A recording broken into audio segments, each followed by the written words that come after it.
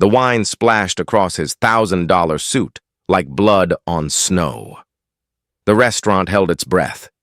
She braced for the explosion, the screaming, the firing, the humiliation. But the Korean billionaire didn't move, didn't speak. His dark eyes locked onto her trembling hand, and something cracked behind his steel gaze. His jaw tightened, his chest heaved. The room whispered. What did he see? What could possibly make the coldest man in business look like he'd just witnessed a ghost? Because on her hand was a scar, a crescent-shaped scar. The same scar he'd searched for across 10 years, 3 continents, and every database he could access. The crescent scar pulsed with the ghost of a decade-old memory, shattering his meticulously constructed world. Welcome to a world where stories breathe. As you settle in, I wonder, where are you watching from tonight? By the glow of the Christmas tree, perhaps? If these tales find a home with you, consider subscribing. It's the most heartfelt gift a storyteller could receive this season. The chandeliers of the Grand Meridian Hotel cast fractured light across white tablecloths and whispered conversations. Crystal pendants swayed imperceptibly in the climate-controlled air, scattering diamonds of illumination across faces that had graced magazine covers and courtroom proceedings alike. The restaurant existed in a perpetual twilight, designed to flatter aging skin and facilitate secrets. In the corner booth, separated by velvet ropes and silent security guards, sat a man the world called untouchable, Jinwoo Kang. His tailored charcoal suit cost more than most people's annual rent. His watch, a limited-edition Patek Philippe that had required a 3-year wait list, caught the candlelight with understated arrogance. His expression was carved from ice, beautiful and remote, the kind of face that made photographers weep and journalists reach for their sharpest metaphors. They called him the frozen genius, a man who built empires before breakfast and felt nothing after. At 37, he commanded a technology conglomerate valued at $47 billion. He owned properties on 4 continents. Presidents requested his counsel, and competitors feared his shadow. He had everything, except the one thing he'd spent a decade searching for. The security team had swept the restaurant twice before his arrival. No cameras, no recording devices. The other diners had been carefully vetted, old money who understood discretion, or new money who understood consequences.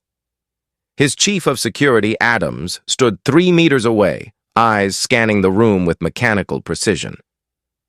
Mr. Kang's water should be still, served at exactly 15 degrees Celsius, his assistant had informed the staff 2 hours prior. He does not drink alcohol in public. He does not eat bread. He does not engage in conversation with service staff beyond essential transactions. The staff whispered as they prepared his table. I heard he fired his entire legal team for being 2 minutes late. My cousin worked at his Seoul office, said he never smiles. Not once in 3 years. Cold as a corpse, that one. Beautiful, though. Beautiful like a knife. Jinwoo heard none of it. He sat motionless, reviewing documents that required neither his attention nor his interest. The words blurred into meaningless patterns. His body performed the rituals of existence, breathing, blinking, maintaining the architecture of a powerful man at ease, while his mind drifted somewhere darker. Fire, smoke choking his lungs, the beam pinning his leg, the heat blistering his skin, and through it all, a girl's voice cutting through his terror. Breathe. Stay with me. You have to breathe. He blinked the memory away. His hand, hidden beneath the table, pressed against his thigh, where the scars still ridged his skin. Tonight wasn't about business. The merger documents were a cover story. He was here because a private investigator had sent him a photograph 3 days ago. Grainy, taken from across a street, showing a young woman in a waitress uniform walking into the Grand Meridian service entrance. A woman with a distinctive crescent-shaped scar on her right hand. Maggie Jenkins had been temporarily working at the Grand Meridian for 11 months. Before that, she'd been temporarily filing insurance claims. Before that, temporarily tutoring high school students. Before that, temporarily alive in a series of foster homes that taught her one immutable truth. Nothing was permanent, so you'd better learn to carry yourself. She was 29 years old, and she was tired in ways that sleep couldn't fix. Table 14 needs their appetizers, Maggie. And for God's sake, smile. These people pay more for dinner than you make in a month. She smiled. She always smiled. It was a skill she'd perfected at 7 years old, standing in her third foster home, learning that pleasant children got kept and difficult children got moved. The smile cost her nothing and bought her everything. Tips, tolerance, the luxury of invisibility. Tonight, however, invisibility felt impossible. The corner booth drew her attention like a wound draws fingers. The man sitting there radiated a peculiar energy, not warmth, not cold, but absence. She'd seen wealthy men before, served them their overpriced steaks and accepted their condescending thanks.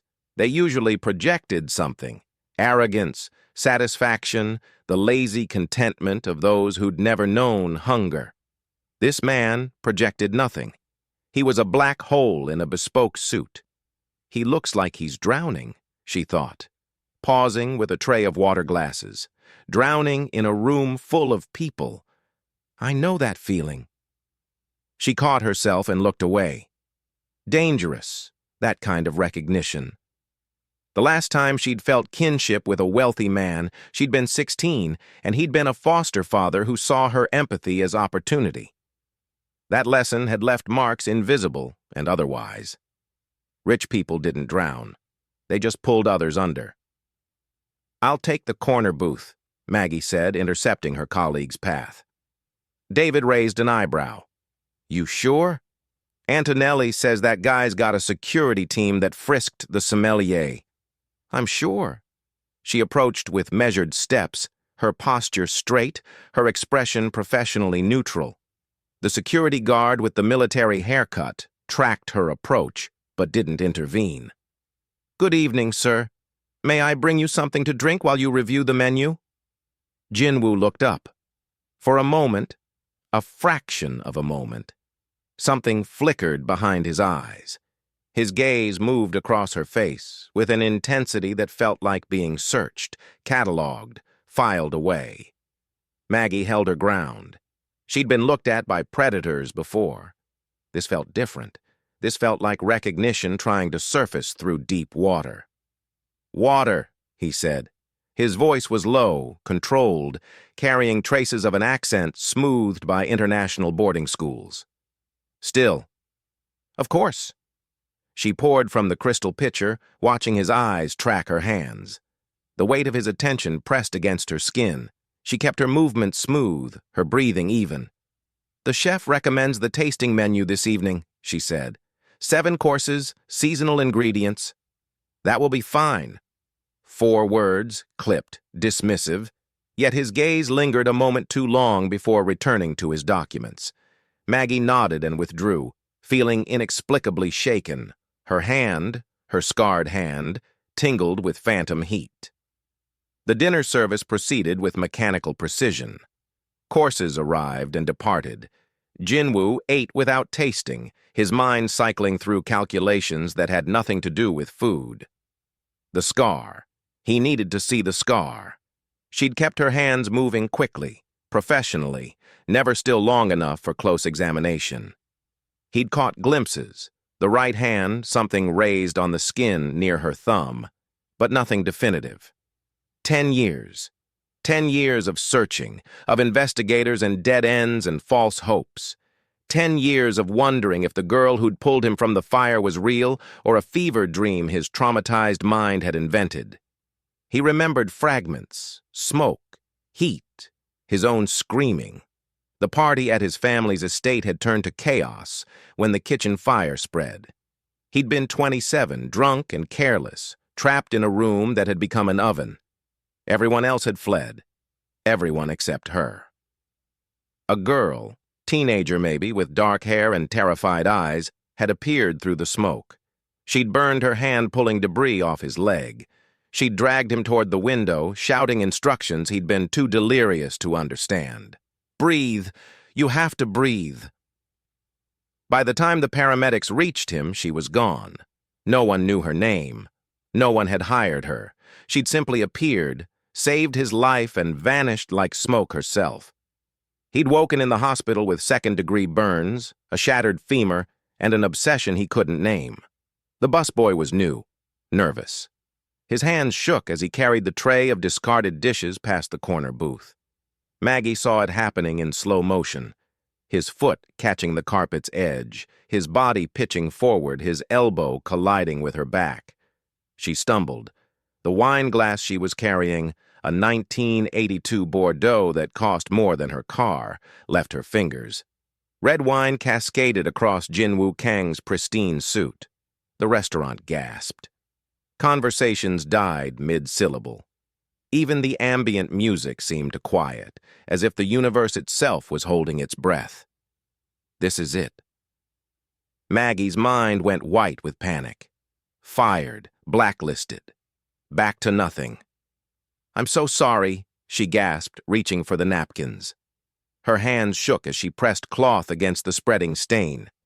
"Sir, I am so incredibly sorry. Let me—" "Stop!" The word cut through her apologies like a blade. She froze. Jinwoo wasn't looking at the wine. He wasn't looking at his ruined suit. His eyes were fixed on her right hand, where the napkin had pulled back her sleeve, exposing the crescent-shaped burn scar that curved from her thumb to her wrist. Everything stopped. He couldn't breathe. The scar was exactly as he remembered it, raised and silvered with age, curved like a moon in its first quarter. He'd dreamed about that scar. He'd sketched it from memory for investigators, described it in reports that spanned continents. It's her, after 10 years. It's her. His hand trembled as he reached out, his carefully constructed facade cracking like ice under sudden pressure. He caught her wrist before she could pull away, his touch gentle despite his shaking. The room erupted in whispers.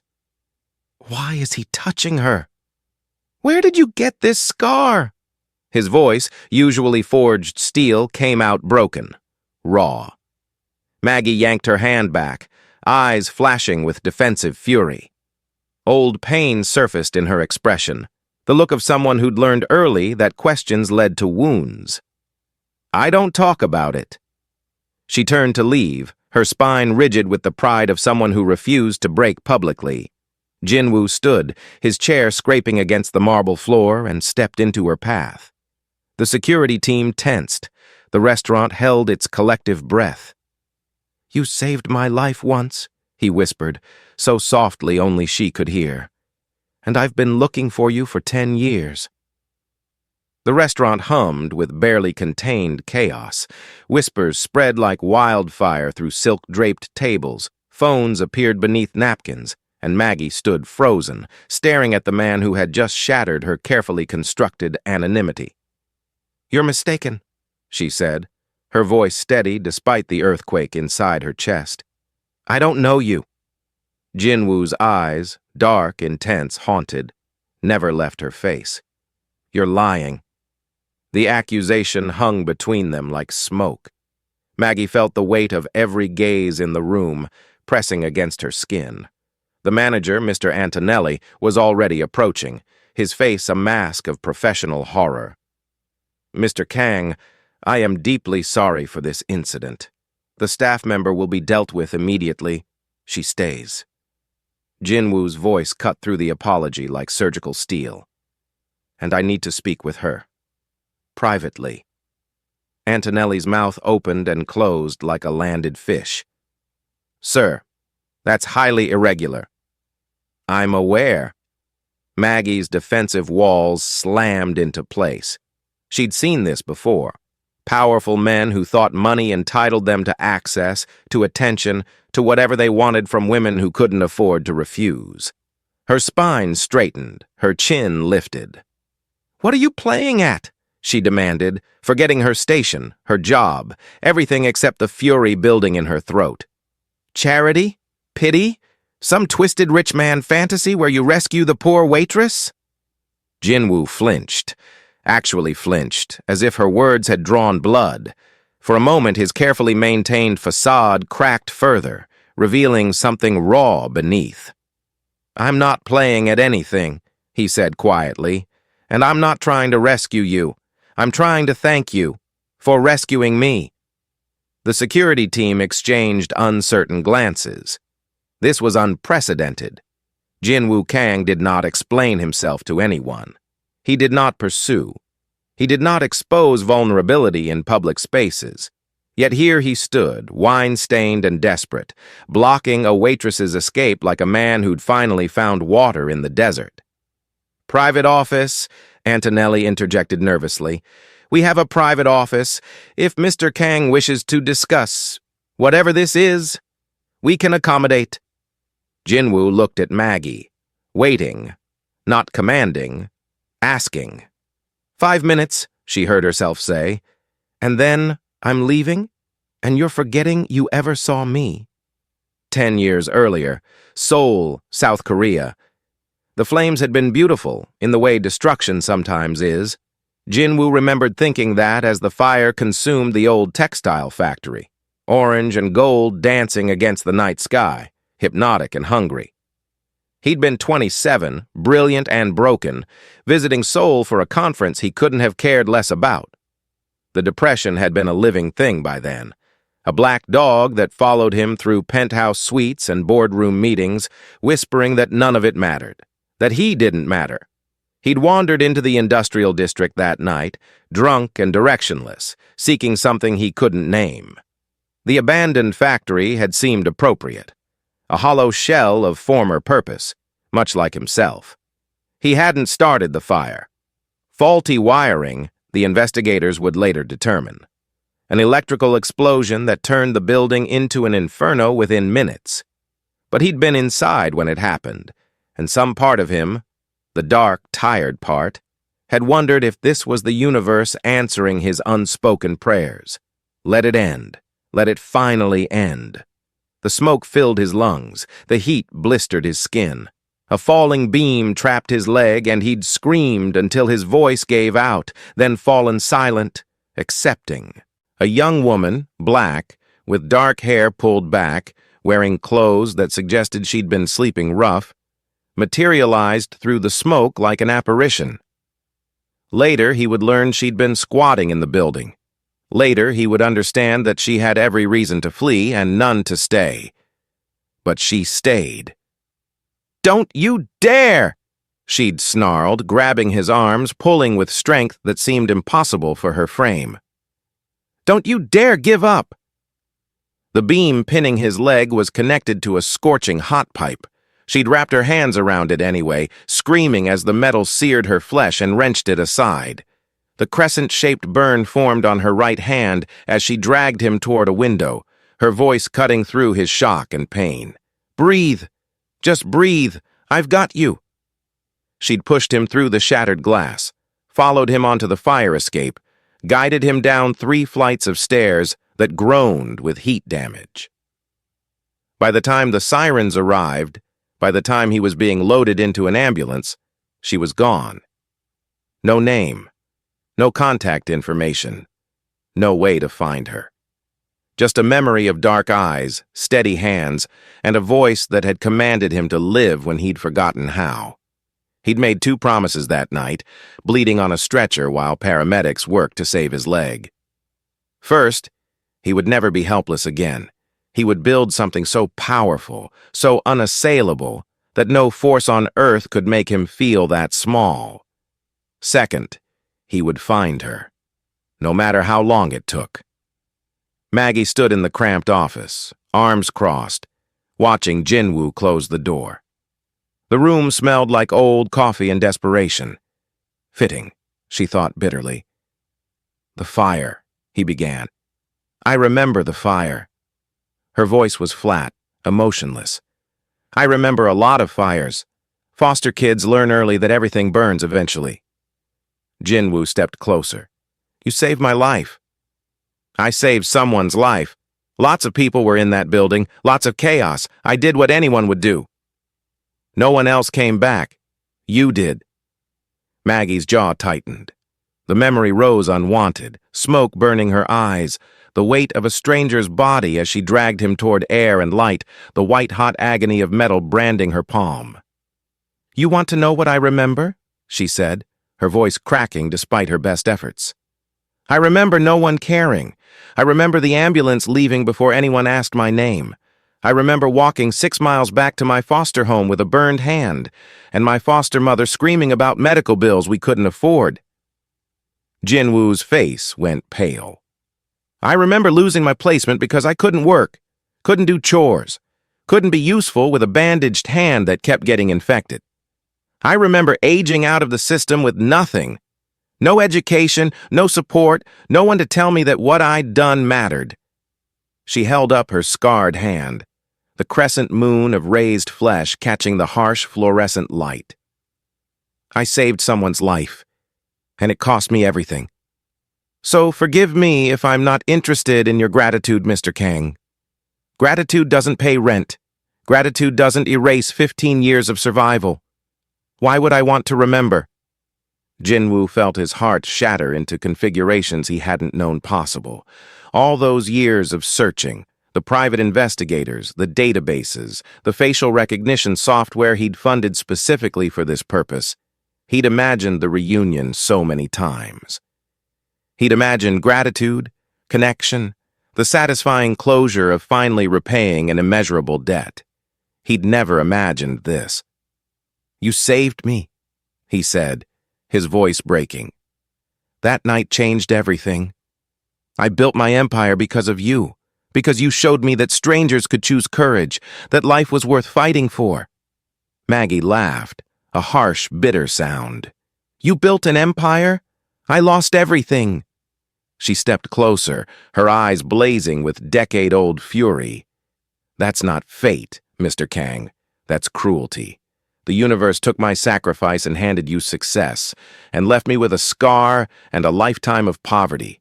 Where's the poetry in that? He had no answer. For the first time in years, Jinwoo Kang, the man with solutions for everything, stood speechless. The office door opened. Mr. Antonelli's nervous face appeared. Mr. Kang, I must insist. I want her assigned exclusively to me. The words left Jinwoo's mouth before he'd fully considered them. For as long as I'm dining here, she serves no other tables. Her salary is tripled, and any complaints about tonight are dismissed. Antonelli's eyes widened. Sir, that's non-negotiable. Maggie's fury reignited. You think you can buy access to me, write a check, and suddenly I'm your property, your project, your redemption story? No. Jinwoo turned to face her, and in his eyes she saw something unexpected. Not arrogance, but anguish. I'm not trying to buy you. I'm trying to repay you. But I see now that repayment isn't enough. You don't need my money. You need me to understand what my survival cost you. The room fell silent. Even Antonelli stopped fidgeting. Maggie searched Jinwoo's face for deception, for the manipulation she'd learned to expect from powerful men. She found none. Only grief and guilt, and something that looked terrifyingly like devotion. I don't want your money, she said finally, her voice softer now. I want to understand why you've spent 10 years carrying a stranger's pain. She stepped closer, close enough to see the faint scars on his jaw, the sleepless shadows beneath his eyes. And I want you to carry mine? Jinwoo stared at her, speechless. For the first time in 15 years, Maggie Jenkins had no defense ready. No witty deflection, no armor of sarcasm, no escape route planned. Just the terrifying possibility that someone finally saw her, not as a victim, not as a project, but as a person whose pain deserved witnessing. The first night, Maggie expected demands, requests for private conversations, Lingering touches disguised as accidents, the subtle leverage wealthy men wielded over women who needed their jobs. Jinwoo gave her nothing but space. He arrived at 7, ordered the tasting menu, and worked silently on his laptop. When she approached, he was courteous but distant. When she refilled his water, he thanked her without looking up. When she delivered the check, he added a tip that made her hands tremble. $500, written in precise numerals. No note, no expectation, no strings visible to her trained eye. The second night was identical. The third. By the fourth, Maggie found herself watching him instead of avoiding his gaze. He remembered the busboy's name, David, and asked about his college applications. He noticed when a hostess was limping and quietly arranged for a chair behind her station. He ate alone every night but never seemed lonely, just contained. Like a man who'd learned to compress himself into the smallest possible space. "He's different," she admitted to her roommate Maya, over instant noodles. "I keep waiting for the other shoe to drop, but it never does." Maya raised an eyebrow. "Girl, the shoe always drops. Sometimes it just falls slower." Maggie couldn't argue. But she couldn't stop noticing either. Jinwoo's penthouse office overlooked the city like a throne room overlooking conquered territory. Tonight, the view brought no satisfaction. He stood before the wall of files, 7 boxes, meticulously organized, representing a decade of obsession. Private investigators on 4 continents. Database searches that cost more than most houses. Facial recognition software he'd personally funded, designed to scan social media for crescent-shaped scars. Dozens of false leads. Women with similar burns, similar ages, similar stories. But wrong eyes, wrong voices, wrong everything. Each disappointment had carved another piece from his hope. The tip that finally worked had come from an unlikely source. His company's cleaning contractor, whose cousin had worked at the Grand Meridian 6 months prior. "There's a waitress there," Adams had reported, almost casually. "Overheard some staff talking about her. Said she's got this moon-shaped burn on her hand, never talks about how she got it, keeps to herself, works doubles, sends money somewhere every month." Moon-shaped. Crescent. The words had stopped Jinwoo's heart. He'd flown across the country that night. Now, staring at the files that represented 10 years of searching, he felt something unexpected. Fear.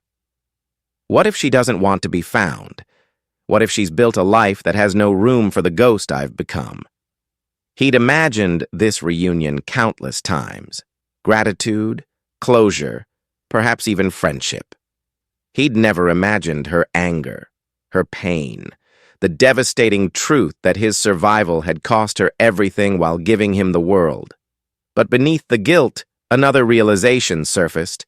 He wasn't just seeking gratitude. He was seeking connection. Maggie was the only person who'd ever seen him stripped of pretense, bleeding, broken, wanting to die. She'd looked at that wreckage and chosen to save it anyway, not because of his name or his future fortune, because she saw a human being worth fighting for. No one had seen him that way since. The customer's voice carried across the restaurant like poison gas. "I specifically requested a different server. I don't want her touching my food." Maggie's hands remained steady as she set down the breadbasket. Her face stayed professionally blank, but Jinwoo, watching from his corner booth, saw the micro-flinch, the slight tightening around her eyes. "Sir, I assure you—" "Don't assure me of anything. I know your type. Probably stealing from the register, dealing drugs in the parking lot. You people are all the same." You people. The words hung in the air like a slap. Nearby diners shifted uncomfortably, but said nothing. The manager approached with apologetic gestures directed at the customer, not at Maggie. She excused herself quietly, professionally, with the dignity of someone who'd weathered this storm 1,000 times before. Jinwoo found her in the service corridor 20 minutes later, pressed against the wall beside the walk-in freezer, tears streaming silently down her cheeks. She stiffened when she saw him. "I'm fine. Just needed a minute. He didn't offer platitudes. Didn't promise to destroy the customer, though his lawyers could have made it happen. Instead, he simply sat down on an overturned crate beside her, close enough to offer presence, far enough to respect space. They stayed like that for several minutes. The kitchen sounds, clanging pots, shouted orders, the symphony of controlled chaos, provided cover for her quiet crying. Finally, he spoke. "You don't have to be strong around me. I know what it's like to pretend." Maggie's laugh was watery, bitter. "Why do you care? You don't know me. You know one night from 10 years ago. That's not knowledge, that's nostalgia." Jinwoo considered his words carefully.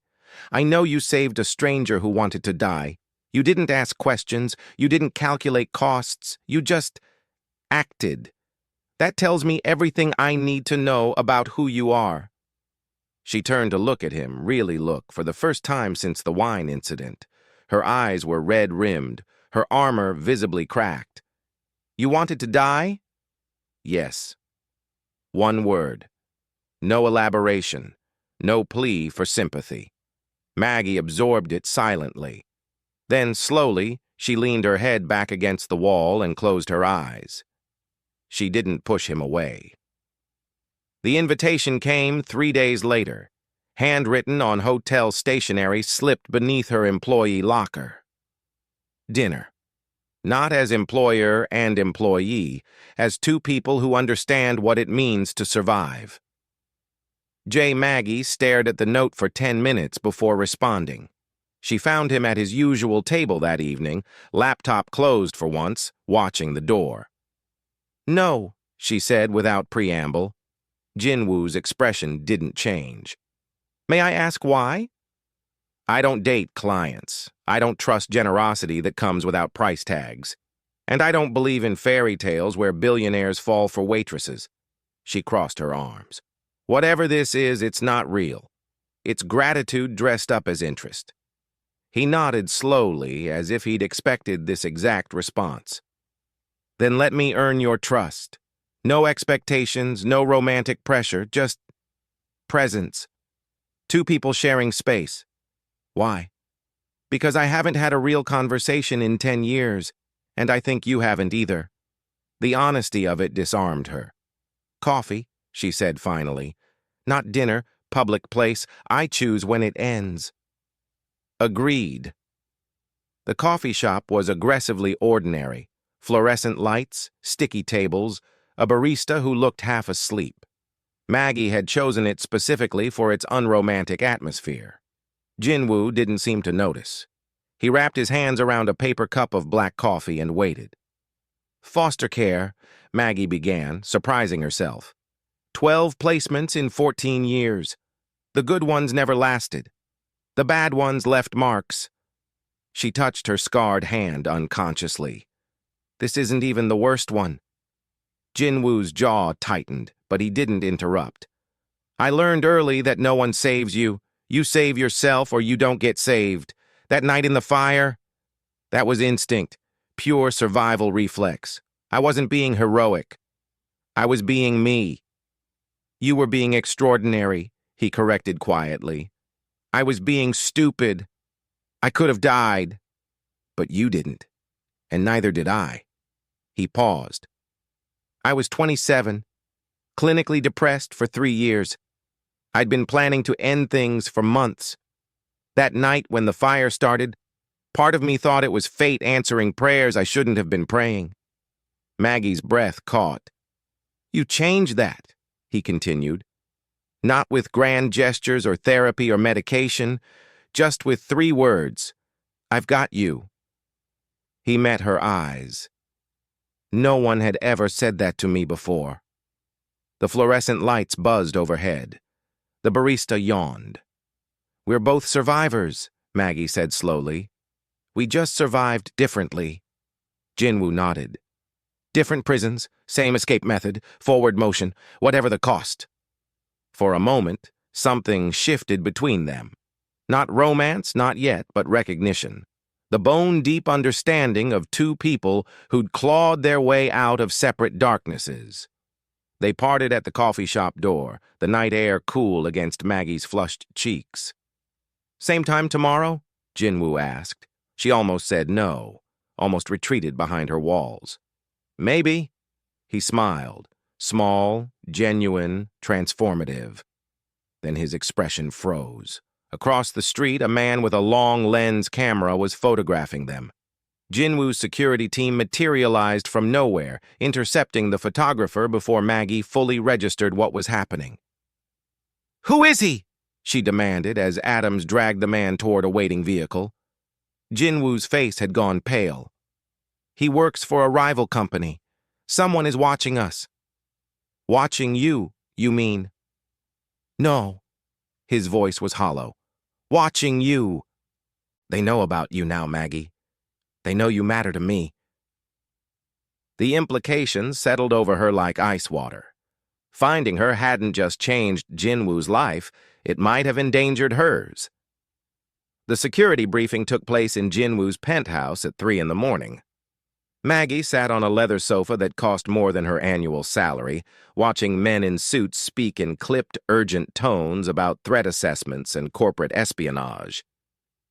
"Lee Corporation," Adams explained, sliding a photograph across the glass coffee table. "Specifically, Victor Lee. He's been tracking your movements for 6 weeks, sir. The photographer tonight was just the first visible operative." Jinwoo's jaw tightened. "What do they know?" "They know you've been visiting the Grand Meridian regularly. They know you've requested a specific server. They don't yet understand the significance, but they will." Jinwoo finished the sentence like a death sentence. Maggie watched him pace, his usual composure fractured into something raw and afraid. Not afraid for himself, she realized. Afraid for her. Victor Lee's face stared up from the photograph, silver-haired, sharp-featured, with eyes that reminded Maggie of foster fathers who smiled while calculating how much work they could extract from children. "What does he want?" she asked. Adams hesitated, glancing at Jinwoo. "Tell her," Jinwoo said. "No secrets." "Lee Corporation has been trying to acquire Kang Industries for 3 years. Mr. Kang has refused every offer. Victor Lee is not accustomed to refusal. He looks for leverage, weaknesses." Adams's gaze flickered to Maggie. "People who matter." The implication settled into Maggie's bones like ice. She mattered to Jinwoo, and now that mattered to his enemies. Jinwoo stopped pacing, facing the floor-to-ceiling windows that overlooked the glittering city. His reflection was ghost-pale, haunted. "I have a choice," he said quietly, not turning around. "I can distance myself from you, publicly end whatever this is before it becomes a weapon. You'd be safe, forgotten, returned to anonymity. And the other option? I stay. I protect you openly, and I risk making you a permanent target."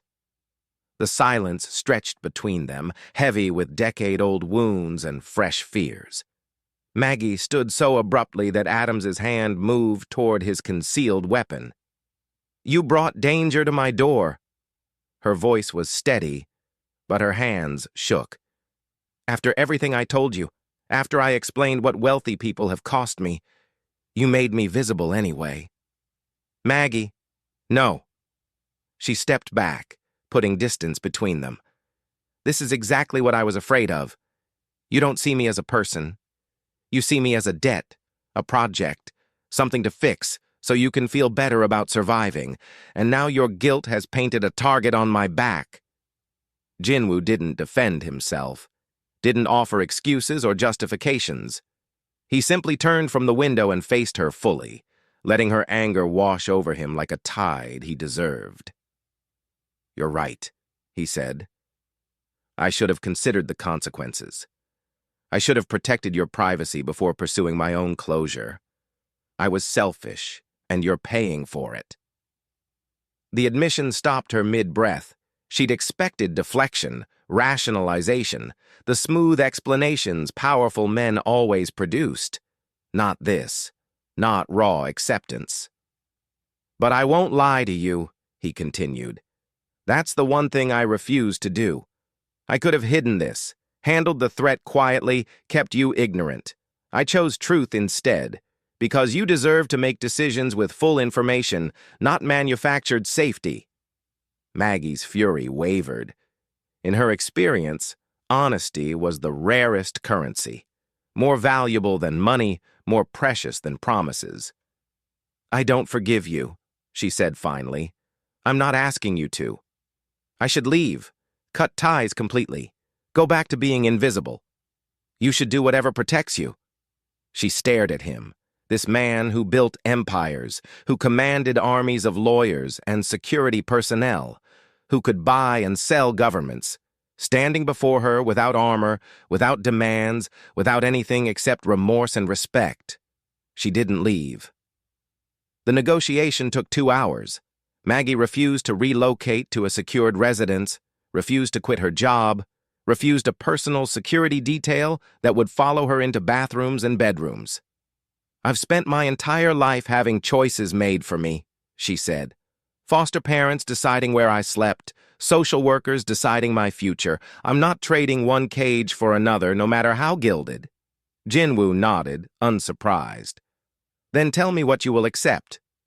They settled on compromise, a security team that maintained distance but remained accessible, self-defense training, if she wanted it, an emergency contact system that she controlled, a promise, binding, witnessed by atoms, that any protective measure could be revoked at her command. You don't own me, Maggie said, signing the agreement, but I'll let you stand beside me. For now. Jinwoo signed beneath her name. For now is enough. Their eyes met across the coffee table. Something shifted, not the explosive chemistry of romance novels, but something quieter, more sustainable.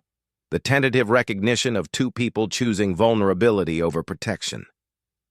Maggie smiled, small, fragile, real. Jinwoo smiled back, and for a moment, he looked like someone who remembered how to hope. They sat together as dawn painted the penthouse windows gold, coffee growing cold in forgotten cups. I need to tell you something, Jinwoo said. The full truth, not fragments. Maggie waited. That night in the fire, I wasn't just depressed. I was decided. I'd made peace with dying. Written letters, organized affairs, chosen the method. The fire felt like confirmation. His voice cracked, but he pressed forward. When you appeared through the smoke, I thought you were a hallucination. Guilt, maybe, or fear.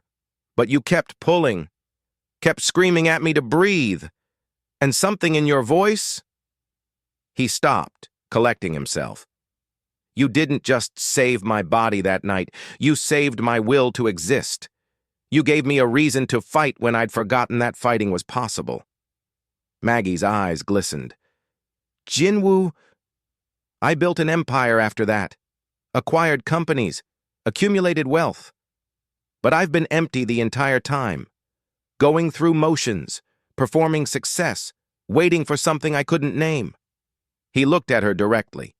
You're the first person who's made me feel human again. Not my money, not my power. Me. The words hung in the dawn light, vulnerable and irretrievable. Maggie's throat tightened. I didn't save myself, you know. After that night, I mean. I kept surviving, working, moving, existing, but I never lived. I just endured, waiting for the next catastrophe, the next abandonment. She touched her scarred hand. I stopped believing anyone would ever really see me, that I was worth seeing. I see you, Jinwoo said simply. I know. Her voice trembled. That terrifies me. They sat in the expanding silence, two broken people who'd somehow found edges that fit together. Not romance, not yet, but the foundation of something that could become more. Trust, fragile as new ice beginning to form. The story broke at noon. Tech billionaire's secret obsession, the waitress. He's been stalking for a decade.